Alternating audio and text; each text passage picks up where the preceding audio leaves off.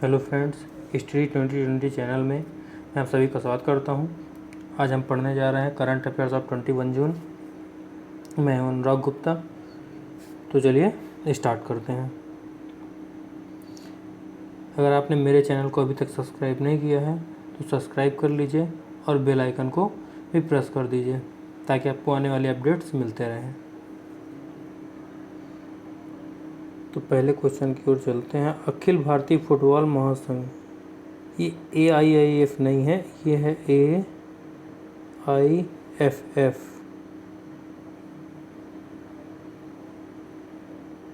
AIFF है, इसका full form होता है ऑल इंडिया फुटबॉल फेडरेशन। तो अखिल भारतीय फुटबॉल महासंघ AIFF ने हाल ही में किस पूर्व कप्तान के नाम की सिफारिश देश के चौथे सर्वोच्च नागरिक पुरस्कार पर पद्मश्री के लिए की है? तो चलिए हम AIFF के बारे में कुछ जान लेते हैं। इसका फुल फॉर्म होता है ऑल इंडिया फुटबॉल फेडरेशन। इसकी जो स्थापना हुई थी वो 23 जून 1937 को हुई थी और इसका हेडक्वार्टर दिल्ली में है, द्वारिका दिल्ली में। और जो इस फेडरेशन के जो प्रेसिडेंट हैं वो है प्रफुल्ल पटेल। और अब हम जान लेते हैं कि जो पद्मश्री है तो इसमें लिखा है कि देश के चौथे सर्वोच्च नागरिक पुरस्कार। तो हम जान लेते हैं कि पहला, दूसरा, तीसरा कौन है। चौथा तो पद्मश्री इसने बताया हुआ है, लेकिन पहले, दूसरे, तीसरे कौन?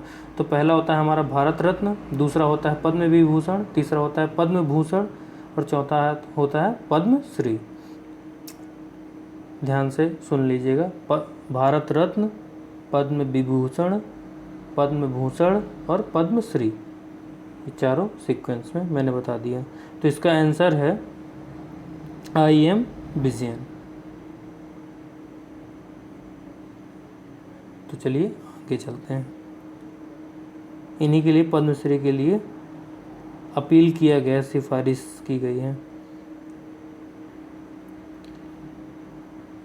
प्रधानमंत्री नरेंद्र मोदी ने हाल ही में वाणिज्यिक खनन के लिए कितने कोयला खदानों की नीलामी प्रक्रिया शुरू की है? तो ये 41 है इसका आंसर, इसमें कुछ है ही नहीं ऐसा। तो चलिए आगे चलते हैं। हाल ही में किस राज्य सरकार ने नीट परीक्षा को पास करने वाले सरकारी संस्थानों के छात्रों को 10% आरक्षण देने की घोषणा की है? तो पहले हम जान लेते हैं कि किनको 10% आरक्षण ये सरकार दे रही है। कौन सी? तमिलनाडु सरकार ने योजना निकाला है। तो ये जो तमिलनाडु सरकार गवर्नमेंट है, तो जो 10% रिजर्वेशन देने की घोषणा की, किन बच्चों के लिए? तो ये उन बच्चों के लिए है जो स्टेट गवर्नमेंट की स्कूलों में पढ़े हैं और वो MBBS में जब वो एडमिशन लेने जाएंगे, जिन बच्चों ने गवर्नमेंट स्कूल में, स्टेट गवर्नमेंट के स्कूलों में जिन्होंने पढ़ाई की है, तो जब वो MBBS का एडमिशन लेने जाएंगे तो वो नीट का एग्ज़ाम देंगे और जब वो नीट का एग्ज़ाम देंगे तो उसी एग्ज़ाम में इनको 10% का रिजर्वेशन मिलेगा। जैसे हर एग्ज़ाम में मिलता है रिजर्वेशन, उसी तरह। तो चलिए अब हम जान लेते हैं कुछ तमिलनाडु के बारे में भी कुछ फैक्ट्स जान लेते हैं। जैसे कैपिटल इसकी है चेन्नई। डिस्ट्रिक्ट इसमें टोटल कितने हैं तमिलनाडु में? 38 हैं। और गवर्नर कौन है इसका? वाबरी लाल पुरोहित है शायद, बनवारी लाल पुरोहित नाम है गवर्नर का। और हमारे चीफ मिनिस्टर वहाँ के कौन है? पलानीस्वामी उनका सरनेम है। चलिए तो चलते हैं हम नेक्स्ट क्वेश्चन हमारा। क्रेडिट रेटिंग एजेंसी फिच ने 8 साल में पहली बार किस देश की GDP ग्रोथ निगेटिव रहने का अनुमान लगाया है? तो इसका आंसर है भारत। अब ये बोला है क्रेडिट रेटिंग एजेंसी, तो क्रेडिट रेटिंग एजेंसी होती क्या है पहले हम जान लेते हैं, फिर उसके बाद हम फिच के बारे में बात करेंगे। तो पहले क्रेडिट रेटिंग एजेंसी ये वो होती है जो किसी कंपनी को जो है तो ये रेटिंग्स देती हैं, कि अनुमान लगाती हैं या भविष्यवाणी करती हैं कि इनका आगे चल के ऐसा परफॉर्मेंस रहेगा। तो 3 जो है तो मुख्यतः क्रेडिट रेटिंग एजेंसीज हैं और उनमें से एक है फिच। तो तीनों के हम नाम देख लेते हैं। तो पहला होता है Standard and Poor's, credit rating agency, दूसरा होता है मूडीज क्रेडिट रेटिंग एजेंसी, और तीसरा होता है फिच। इसका कोई सीक्वेंस नहीं है, ये तीनों नाम है जो बड़ी क्रेडिट रेटिंग एजेंसीज हैं। ठीक है, तो चलिए अब आगे चलते हैं नेक्स्ट क्वेश्चन की ओर। वोल्कान वोज्कीर को संयुक्त राष्ट्र महासभा के के 75वें अध्यक्ष के रूप में चुना गया है। वह किस देश से हैं? तो वह तुर्की से हैं। इसका आंसर है तुर्की। और जो ये बोल रहा है संयुक्त राष्ट्र महासभा, ये होता है यूनाइटेड नेशन जनरल असेंबली, जो मैंने कल बताया था, जिसके 6